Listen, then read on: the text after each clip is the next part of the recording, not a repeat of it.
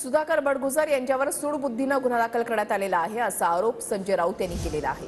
भाजपच्या कार्यकर्त्याने सलीम कुत्ताच्या पार्टीचं नियोजन केलं होतं। संजय राऊतांनी सुधाकर बडगुजरांवरील दाखल गुन्ह्यांवर हे उत्तर दिलेलं आहे।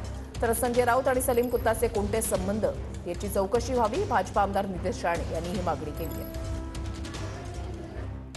अत्यंत सूडबुद्धीनं राजकीय हेतूनं प्रेरित होऊन हा गुन्हा दाखल झाला। या संदर्भात संपूर्ण चौकशी झाली।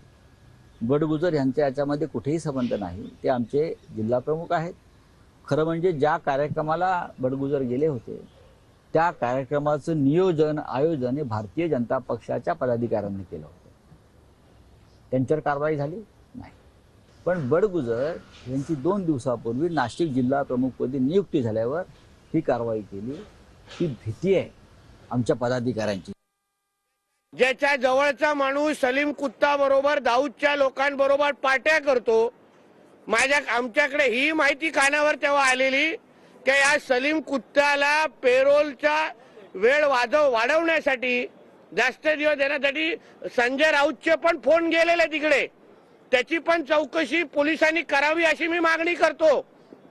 बडगुजरला राहून दे बाजूला, तुझा आणि सलीम कुत्ताचा म्हणजे संजय राजाराम राऊतचा आणि सलीम कुत्ताचे काय संबंध होते ह्याची चौकशी पोलिसांनी करावी अशी मागणी मी करेन।